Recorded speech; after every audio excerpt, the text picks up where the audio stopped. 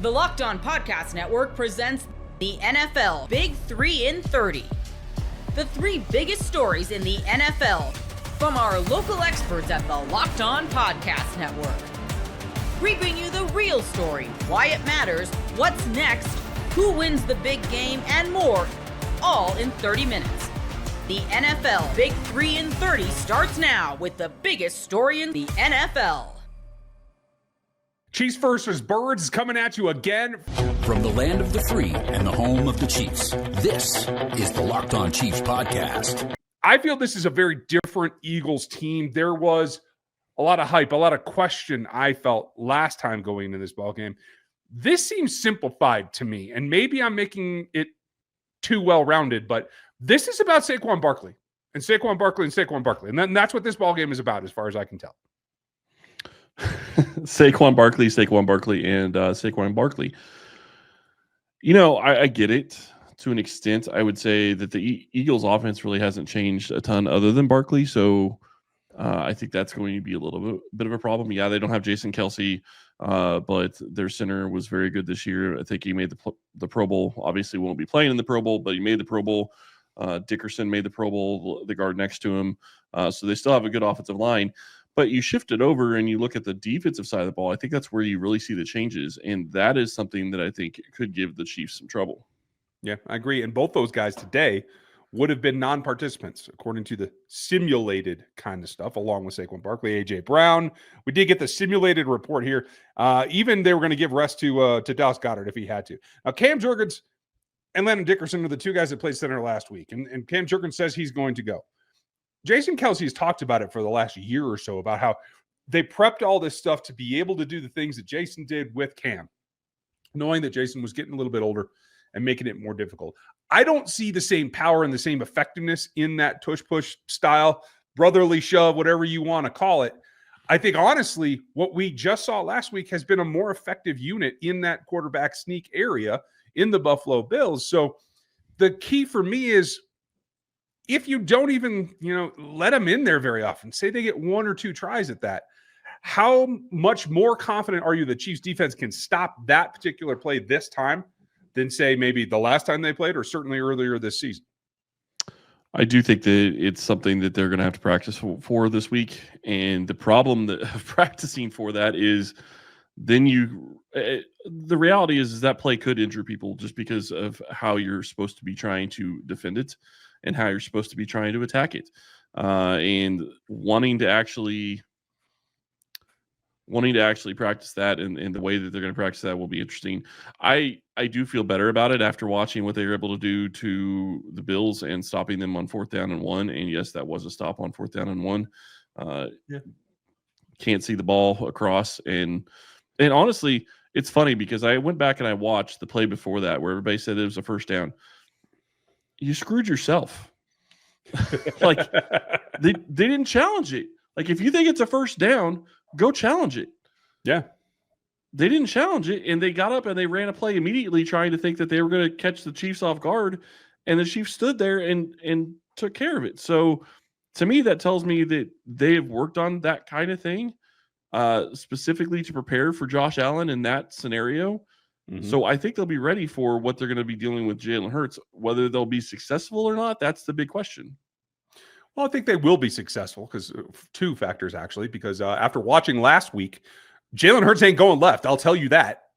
He is guaranteed not to go left. Now, normally he's going to tuck up, maybe slide a little bit right as he pushes through it. It all depends on the resistance you get, but it is much more of a straightforward thing, I felt, in the way that Philly has done this in the past. But knowing that that's there and knowing that they just stopped Josh, who I think has more momentum behind him and has more power overall, I think that probably makes him want to go away from it. But those 2 things, it's interesting that we're talking, first and foremost, in this whole initial look at them, is about how they move the ball on the ground.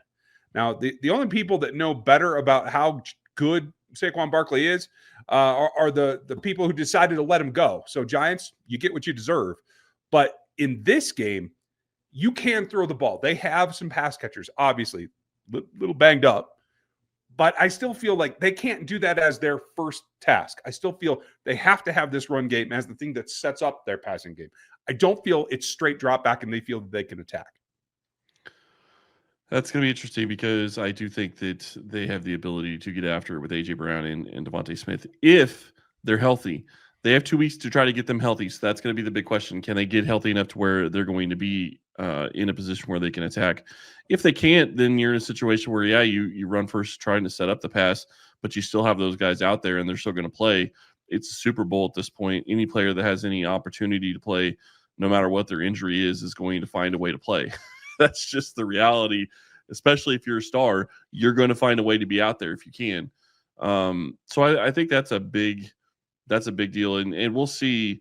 I'm going to be really curious to see how the Chiefs attack and try to slow down the Philly offense.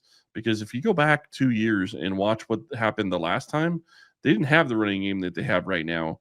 They had a good passing attack. They didn't have the running game, and they still put up a ton of points on the Chiefs. That's a little bit concerning, knowing that they're going to be going into a situation where their running game is so much better and their passing offense hasn't taken a huge step back. It's taken a little bit of a step back, but it hasn't been a huge step back. Yeah, I think you're probably right. And remember, there were some crazy plays in that ball game, to tell you the truth. Nick Bolton's come up with a remarkable play. Yeah, I mean that's how you do it. When you compare these two teams, the Eagles have been putting out more points per game. Except the Chiefs just peaked for their season, put up the highest point total that they put up this season. So I don't know that I'm going to hold that against it. Point differential, they're second in the league at 16. I'm sorry, plus 160. You average that out. Chiefs are 11th, plus 59. The thing that seems to be coming back to is this team is what this team is. And we always talk in the preseason about how every team's a little bit different. This team does not mind winning close games. They've been able to do it. They have a 2-game advantage against the Eagles and them being able to pull it out when the scores are close. The one thing I would argue with you, though, is when you look at the Eagles and you look at the Chiefs, you go back and we talked about this already this week, and we've talked about it several times leading up to this game. Kansas City wasn't trying to put anything on tape. Eagles are a completely different ballgame. They went out. They were trying to blow people out at times. They were doing whatever they could. And it was obvious in the game against the Commanders.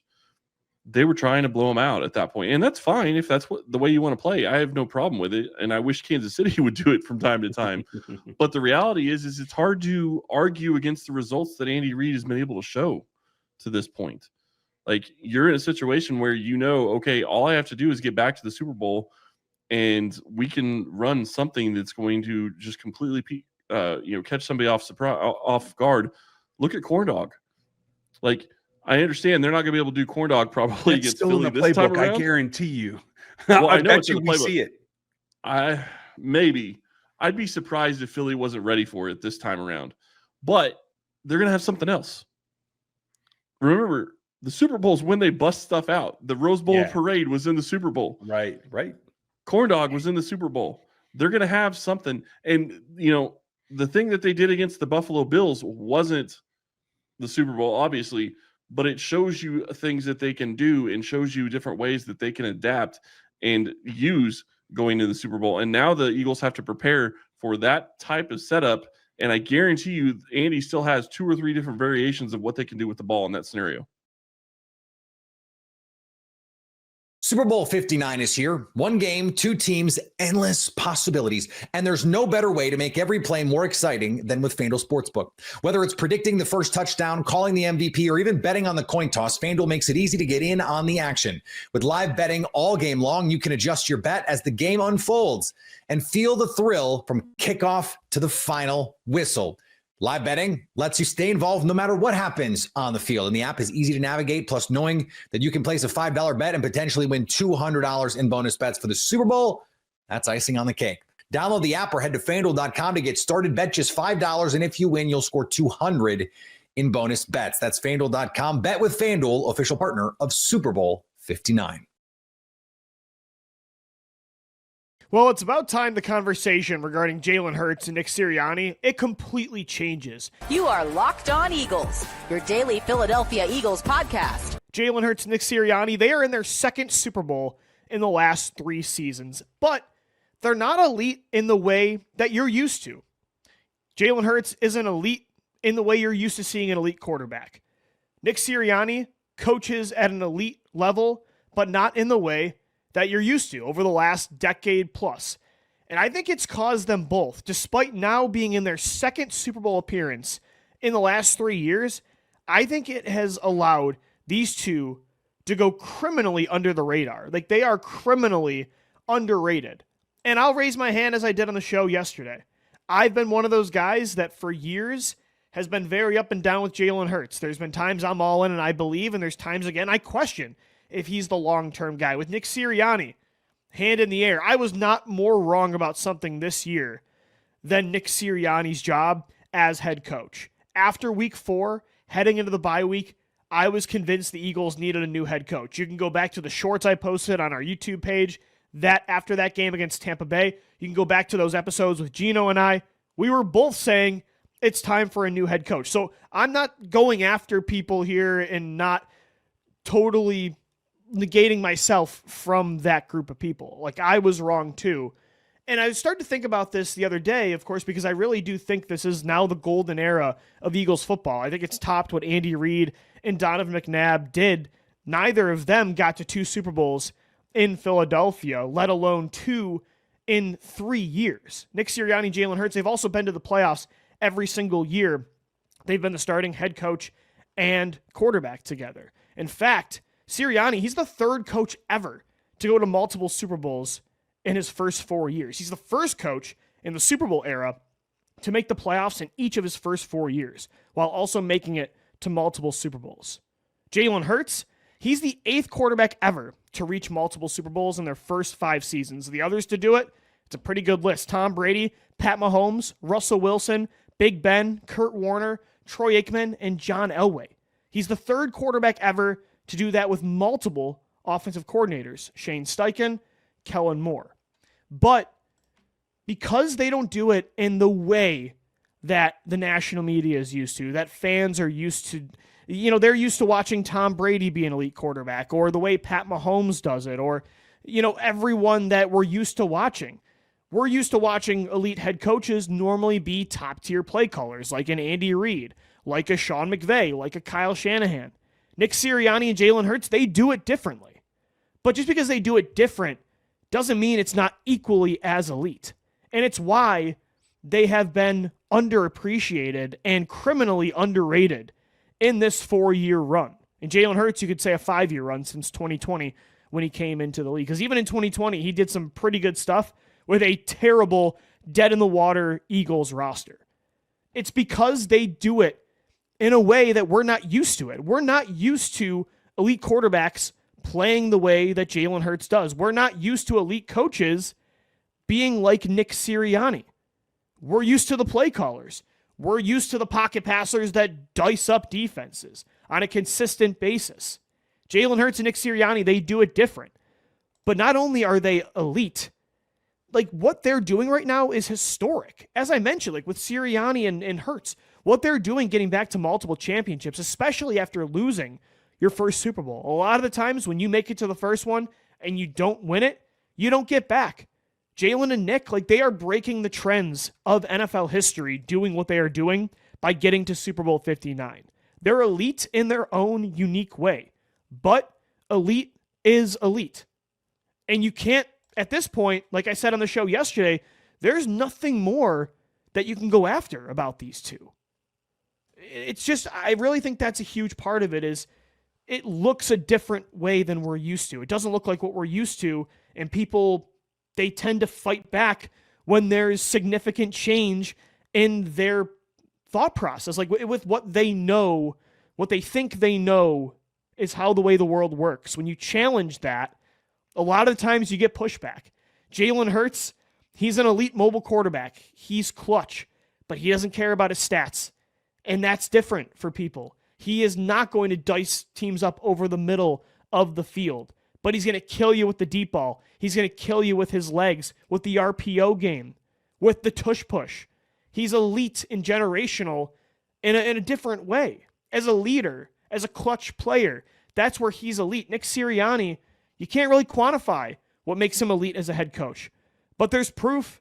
Just go to that video. I know you guys have all seen it, of Chauncey Gardner-Johnson sobbing, hugging Nick Sirianni after they won the NFC title. The love and the close culture Nick Sirianni has built, the love the players have for this guy. That's what makes him elite. And I personally, you guys know on this show, like, I am not trying to go after others while totally exonerating myself. I believed that you needed a play caller head coach long-term to be a sustained contender in the NFL, especially if you want Jalen Hurts to be consistently elite year after year. That relationship, and I still believe that relationship between a play caller and quarterback is so important, and you want stability there. Like, if Kellen Moore gets the Saints job and Jalen has to have another play caller, like, no, that's not ideal. But at the same time, that's not all that makes a great head coach a great head coach. And Nick proved that this year. He really did. And I think that these two are doing things that in NFL history, not many, as many guys that you can count on one hand have done. And they're still, it feels like, not getting the credit they deserve. Maybe they have to get that ring to fully get that. But at this point, like, the conversation's over. Even if they don't beat the Chiefs, and I really do think they're going to get this done, even if they don't beat the Chiefs, like, the debate's done. I don't know what the debate would even be anymore. That they just can't win the big one, that they're chokers in the Super Bowl. I mean, that's probably the narrative people create if they don't get it done. But real smart people know this debate's done. And for a while, it was a real debate. And I think both sides had very justified views. Like, I don't think I was nuts after week 4 at the time for thinking Sirianni's not the guy. We were given more evidence, and now, yeah, the debate's over. Like, Nick proved that wrong. Jalen Hurts, for a while in his career, we didn't know if he was going to form into an elite quarterback that year after year you can win championships with, you can get to championships with. He's been to 2 Super Bowls in 3 years. Like, the proof is in the pudding. You can clearly get there with Jalen Hurts as your quarterback. So the rest of it is just, it's moot. It's a moot point. It's just word salad at this point. It doesn't matter. It really doesn't matter. It's just engagement farming. The debate's done. Jalen Hurts and Nick Sirianni, like, they are the new gold standard with the Philadelphia Eagles. Yeah, Doug Peterson, Nick Foles, they're the ones that got it done. They won the Super Bowl.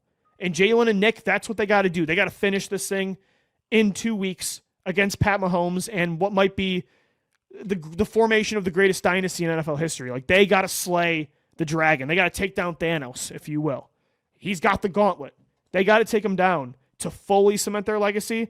But from a quantities perspective, from a consistency perspective, I think Jalen and Nick, they've topped anything that any quarterback head coach combo has done in franchise history. But it looks different. People aren't used to that, and they fight back on it. But the proof is in the pudding. Jalen and Nick are doing things historic right now for the Philadelphia Eagles, and that's why they're in Super Bowl 59. All right, guys, coming up next right here on the Locked On Eagles podcast, I want to give a shout out to 2 players that completely, there are so many reasons for the 2024 turnaround, especially on defense, but 2 players, they revived a position and it changed everything. Super Bowl 59 is here. 1 game, 2 teams, endless possibilities. And there's no better way to make every play more exciting than with FanDuel Sportsbook. Whether it's predicting the first touchdown, calling the MVP, or even betting on the coin toss, FanDuel makes it easy to get in on the action. With live betting all game long, you can adjust your bet as the game unfolds and feel the thrill from kickoff to the final whistle.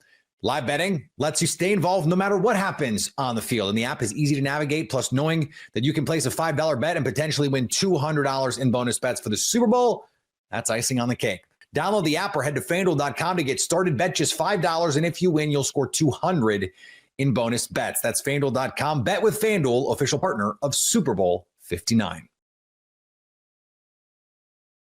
The Raiders have a new GM and new head coach, but some familiar faces will make their way back to the silver and black. You are Locked On Raiders, your daily Las Vegas Raiders podcast. So one of the questions that was asked to Pete Carroll in his press conference on Monday, introductory press conference, was what is the coaching staff going to look like? How are you going about putting the coaching staff together? What is it going to look like? What are some of the requirements that you have to be on the Pete Carroll coaching staff? And this is what he had to say about the coaching staff with him. I'm really looking for people that have been with me that understand the philosophy to some extent. I want guys that have never been around me before so that they have to learn what we're all about, and we can watch the process of them learning who we're all about and what we expect.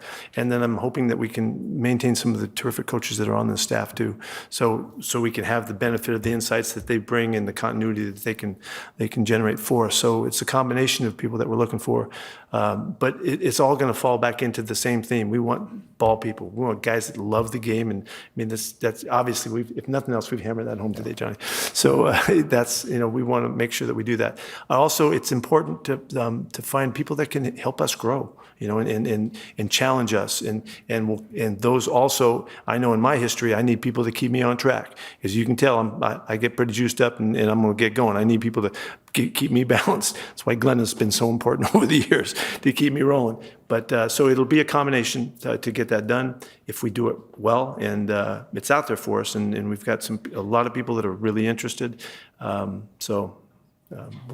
got to do a great job of that. So there was Pete Carroll talking about what he's looking for. He's looking for some guys that have worked with him in the past, some guys that aren't familiar with him, have not worked with him at all, and also he's looking for some guys that are on the current coaching staff of the Raiders, some very talented coaches. Why do I bring that up? Why do I talk about that? Well, on Wednesday, we found out about a couple coaches that will be returning to the Silver and Black, to Pete Carroll's coaching staff, and I believe it's a really good thing. Matter of fact, we'll start with the second guy that we found out about first because, I think he's probably the most important one. Josina Anderson, been covering the NFL for a very long time. NFL Insider tweeted out on Wednesday, probably about Wednesday evening around 5 o'clock Pacific time. No, it was about 4 o'clock Pacific time. She said, "I'm told the Raiders and Patrick Graham are working on a deal to bring him back as defensive coordinator." So if they bring back Patrick Graham, which it looks like that they are in talks to bring him back as a defensive coordinator, maybe they give him the assistant head coach job. I don't know exactly what the title will be. We'll find out sooner rather than later. That'll be the first time since 2004 through 2008 that the Raiders defense will have the same defensive coordinator at the helm. The last time that happened, it was Rob Ryan. And not Rob Ryan, the guy that just went to USC, but the guy that was running the defense from 2004 to 2008. So it's been a very long time since the Raiders have had continuity at that position. So I'm excited about that. I think that that's a big deal. I know a lot of people at the end of the season were concerned about Patrick Graham because he did not sign the contract extension to stay with the Raiders. So a lot of people thought he was going to be gone. Of course, he went to Jacksonville. He interviewed for the head coaching job there. He also interviewed for the defensive coordinator position there. That obviously did not work out. He also interviewed in Cincinnati for the defensive coordinator position. Al Golden from Notre Dame, who used to be a defensive coordinator in the NFL, he ended up getting that job. So here you go. Patrick Graham looks like he's returning to the Silver and Black. And look, I think that that's great for continuity. I know that Patrick Graham and his defense has not been great as far as lights out or what my expectations were, even going back to training camp in Costa Mesa when I felt like this very talented defense could have the chance to be a top 5 defense. And some people let me know about it on Twitter on Wednesday, and that's okay. I'm all right with that. I have no problem admitting that, hey, I was wrong about the expectations of the defense. But even with guys with all the injuries that they were dealing with, and I'm talking about some big-time players with injuries like a Malcolm Kuntz, like a Christian Wilkins, like a Max Crosby, like a Marcus Epps. Divine Diablo was out for a while. Jacorian Bennett, who was playing lights out, he ended up the season on IR. There was a lot of guys that were missing on that defensive side of the ball, and they still did a really good job. Was it perfect? No. Is there areas that it needs to improve? Absolutely. Right? I don't think there's any defense in the league that is. I mean, it's not going to be the number 1 defense in the league, number 2 defense. Hell, it might not even be a top 10 defense. But if they can get that continuity back, have a guy that's been there, done that, knows what those players are like on the defensive side of the ball and how to utilize them and get the most out of them, I think that that's nothing but a good thing. And also think about this. The Raiders have 29 free agents, and a lot of those guys are on the defensive side of the ball, and some pretty big names. Malcolm Kuntz, right, a guy that never even made it to 2024 because he tore his ACL. He was a guy that looked like he was going to be in line for a really big season. K'Lavon Chaisson, a guy that was picked up off waivers and thrived with the Raiders down the stretch. Robert Spillane, he's been great since the Raiders picked him up. He's been their best linebacker in a very long time. Adam Butler, he shined. Without Christian Wilkins in the lineup, he shined. Nate Hobbs, he's a guy that's been dealing with a lot of injuries throughout the course of his career, but when he's in there, he's a really good player. Trayvon Merrick ended up having another really good season, and I think actually probably his best season so far in the NFL, especially playing near the line of scrimmage. All those guys are free agents. I'm not saying that they're all going to come back, but with Patrick Graham back in the mix, he could say, hey, the non-negotiables. Remember, we talk about non-negotiables all the time, and we talk about guys that have to graduate. The non-negotiables could be, hey, I need a Malcolm Kuntz back. I need a Clavon Chason back. I need Robert Spillane. Robert Spillane is basically the quarterback of the defense. He's the guy that, as Patrick Graham has said, is the coach on the field. He's the guy. He's him on the field. So I could definitely see him pounding the table and saying, hey, I need Robert Spillane back. Adam Butler, I could see him coming back. Trayvon Merrick on the back end. Again, I mean, there's a case that could be made for all the guys I mentioned. Kuntz, Chason, Spillane, Butler, Hobbs, and Merrick. There's a case for all those guys. Again, I don't think that all of them are going to come back. I just don't think that that's realistic. That's a lot of retaining your own guys. But again, for a defense that was very promising and dealt with a lot of injuries, they still kept the Raiders in a lot of the games throughout the course of the year. And yeah, I know it's nothing to write home about when you're on a 10-game losing streak like the Raiders were at one point and only win 4 games. It's nothing to hang your hat on and say, man, they sure are really stinking good. But again, if you watch the games, not just look at the box score, the defense more times than not did a really good job. So I think that is a big plus that Patrick Graham is going to be returning to the Raiders as a defensive coordinator, and maybe a little bit more. Maybe he gets a assistant head coaching job. Maybe he's a succession plan to Pete Carroll. Who knows? I don't know the details of it, but again, that was a welcome sight to see when Josina Anderson tweeted out that Patrick Graham and the Raiders were in conversations to bring him back. Also, we found out from Tom Pelissero from NFL Network that the Raiders are retaining special teams coordinator Tom McMahon. So there you go. There's some more continuity along the staff for Pete Carroll. So you bring back Patrick Graham, defensive coordinator, which also, by the way, I didn't mention, probably means that you bring Robbie Leonard back, who is the defensive line coach. If you can get those two guys back, that's huge, right? There hasn't been any kind of confirmation or tweets or information or any NFL insiders putting any sources out saying that Robbie Leonard's coming back. He did interview for the defensive coordinator job on Monday, but like if Patrick Graham comes back, talking about non-negotiables, probably Robbie Leonard coming back as well is a non-negotiable. He's a guy that I actually spoke to on Monday when I saw him at the press conference. But they're also bringing back Tom McMahon as a special teams coordinator. And again, I think that that's a good thing as well. And the reason I feel that way is just because you have A.J. Cole, you have Daniel Carlson, you have this battery of guys that all work together, and special teams is kind of a weird unit anyway, so you want to have as much continuity as possible. You don't want A.J. Cole and Daniel Carlson to all of a sudden have to be learning a new style again, a new scheme again, or, different from a different coach. Let's put it like that. So I think Tom McMahon returning is a good thing. I mean, his special teams unit, outside of maybe a game or two, of course, there was a time when A.J. Cole got the punts blocked and he was upset after the game. Daniel Carlson missed a couple field goals. But for the most part, the special teams unit was pretty good, right? They do need a guy that can, threaten the other team as far as kick returns. I think they have a couple guys that qualify for that, but they've got to find a way to maximize that and finally really be a threat to take a couple to the house or whatever and flip the field a little bit, for the offensive side of things. They do need that game changer, and maybe they can find that guy. Maybe they think they have that guy, but it sounds like Tom McMahon, he is. Tom McMahon is returning as a special teams coordinator in 2025 under head coach Pete Carroll. So there's a little bit of continuity. There's going to be change. We know that, right? Pete Carroll's he's interviewing many different coaches to be on the coaching staff, and I guarantee he's not going to retain all the coaches that Antonio Pierce had on his staff. But Patrick Graham, check. Special teams coordinator Tom McMahon, check. Now, if they can get a check mark next to Robbie Leonard, that's a trifecta as far as I'm concerned.